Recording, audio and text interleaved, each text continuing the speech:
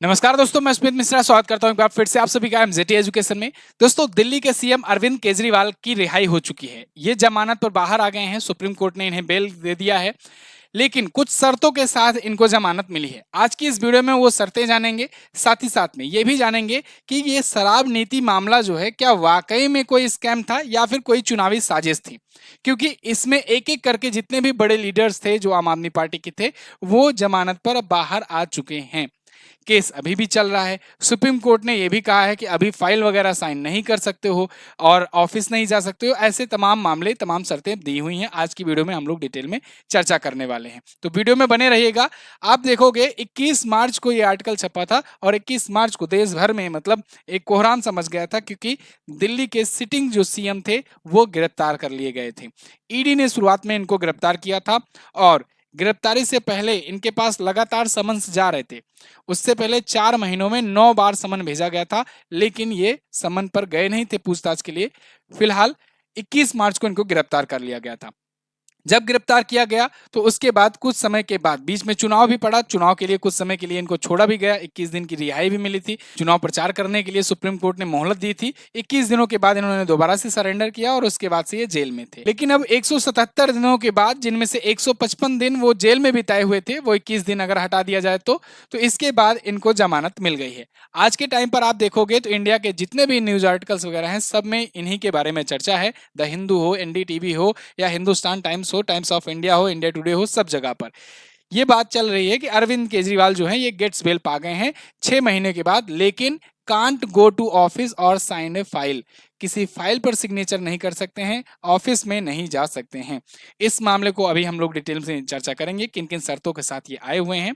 साथ ही साथ में सुप्रीम कोर्ट ने यह भी कहा है कि सीबीआई ने जो गिरफ्तार किया था इनको, उनकी गिरफ्तारी बिल्कुल वैलिड थी, यानी सीबीआई की गिरफ्तारी को वैध ठहराया गया है। अच्छा, आपको एक बात जानना जरूरी है कि अरविंद केजरीवाल को ईडी और सीबीआई दोनों ने अलग अलग तरीके से, अपने अपने तरीके से मामले दर्ज किए थे।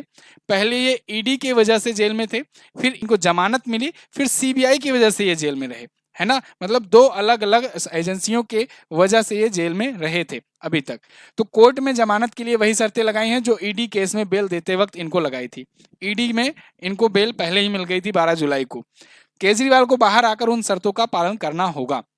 जब केजरीवाल जी गिरफ्तार हुए थे तब इस पर मैंने आपको वीडियो दी थी और मैंने शराब नीति घोटाला भी आपको अच्छे से समझाया था। अगर आपको शराब नीति घोटाला के बारे में जानना है तो आप ये वीडियो सर्च कर देख सकते हैं।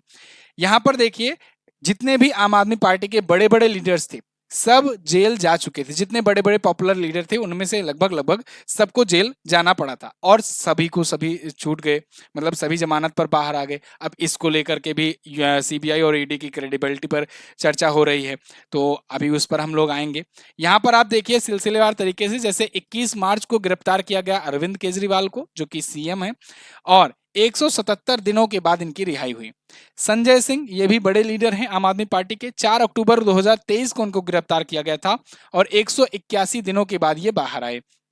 मनीष सिसोदिया, जो कि जिनके पास 18 प्रकार के विभाग थे इनके आम आदमी पार्टी की सरकार में, दिल्ली की सरकार में, तो यहां पर 26 फरवरी 2023 को इनको गिरफ्तार किया गया था और 510 दिनों के बाद इनकी जाकर के रिहाई हुई। अभी कुछ ही महीनों पहले इनकी रिहाई हुई थी।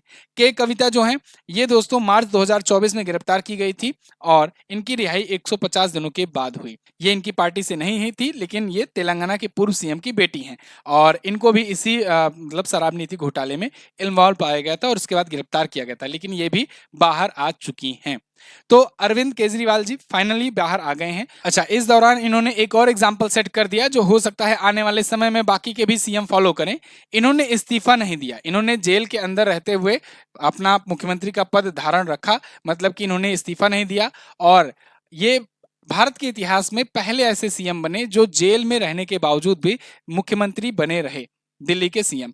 और अब हो सकता है आने वाले दिनों में बाकी के भी, अगर किसी भी राज्य में ऐसा कुछ मामला आता है, किसी भी सीएम की गिरफ्तारी होती है, तो वो भी ऐसा ही करेगा, वो मतलब सीएम पद नहीं छोड़ेगा। क्योंकि आप देखो, जैसे झारखंड के सीएम में क्या हुआ था कि हेमंत सोरेन, जब वो उनको जेल हुई तो वो इस्तीफा दे दिए और अपने ही करीबी चंपई सोरेन को सीएम बना दिए थे।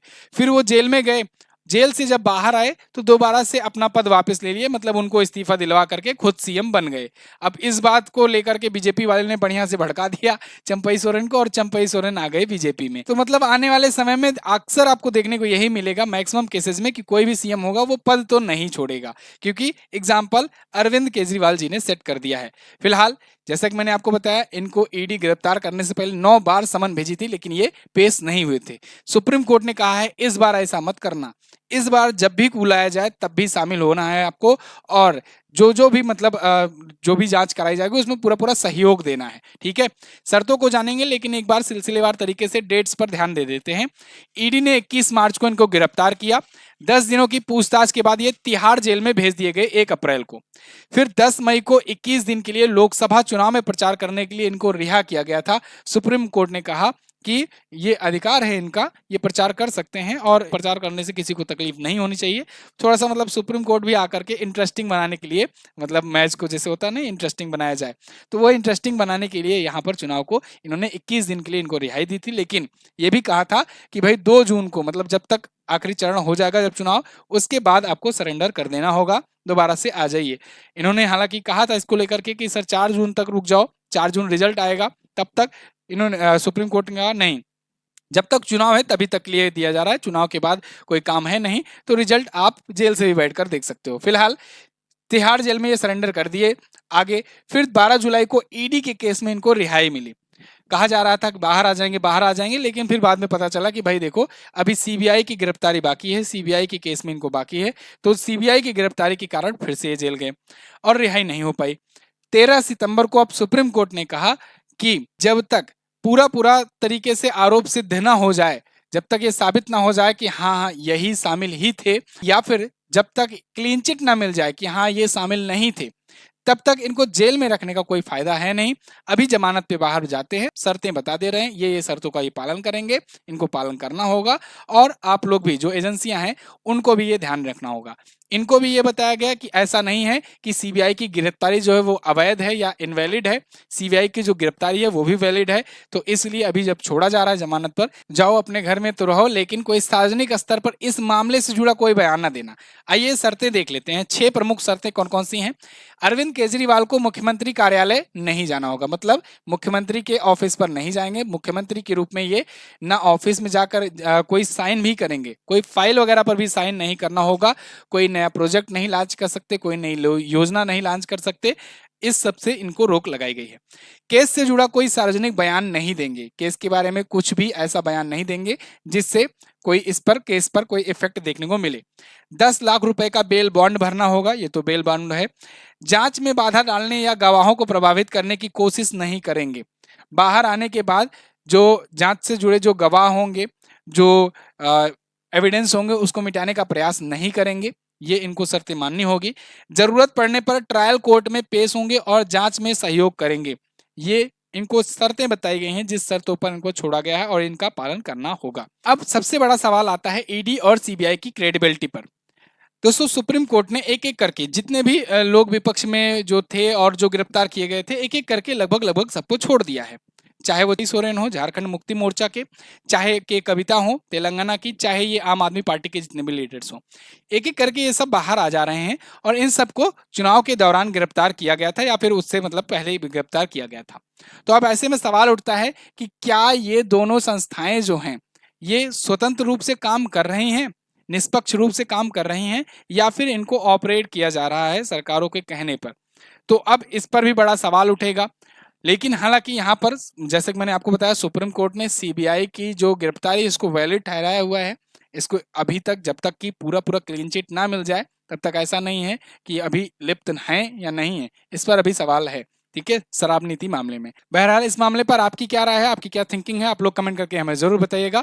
और शराब नीति मामला क्या है इसको अगर आप जानना चाहते हैं तो मैंने वीडियो बना रखी है, उसको भी आप देख सकते हैं।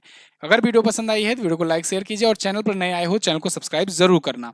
और आप में से जो लोग एग्जाम्स की वगैरह की तैयारी कर रहे हो तो इंडिया के किसी भी एग्जाम की अगर आप तैयारी कर रहे हो सबका मॉक टेस्ट आपको टेक्स्ट बुक पास प्रो में मिल जाएगा। टेक्स्ट बुक पास प्रो में साल भर के लिए आप लोग इंडिया के किसी भी एग्जाम की तैयारी क्यों ना कर रहे हो उसके मॉक टेस्ट प्रीवियस ईयर के क्वेश्चन एक्सप्लेनेशन के साथ लगभग 12 लैंग्वेजेस में आप लोग प्राप्त कर पाओगे। तो अभी के लिए देखो 699 की जगह 615 में मिल रहा है अगर आप एमजेटी कूपन कोड यूज करते हो तो 12% का डिस्काउंट मिलेगा। लिंक आपको डिस्क्रिप्शन मिल जाएगा। लाखों लोग इसमें एनरोल किए हुए हैं जिससे आप बेहतर एक कंपटीशन प्राप्त कर पाओगे। अगर आप मॉक टेस्ट सॉल्व करते हो तो सबसे ज्यादा नीड होती है कि कितने लोगों में आपकी रैंक आपको मिल रही है। डिटेल एनालिसिस और बेस्ट क्वेश्चन तो हैं ही आपके, इसके अलावा आप लाखों लोगों के बीच में वहां पर जब मॉक टेस्ट दोगे तो आपको एक बेहतर रैंक मिल पाएगी। तो टेक्स्ट बुक का पास प्रो ज्वाइन करने के लिए लिंक डिस्क्रिप्शन में दिया गया है। एमजेटी कूपन कोड यूज करना मत भूलना जिससे आपको डिस्काउंट मिल सके। चलिए बहुत बहुत धन्यवाद, मिलेंगे अगली वीडियो में, तब तक के लिए नमस्कार, जय हिंद, वंदे मातरम।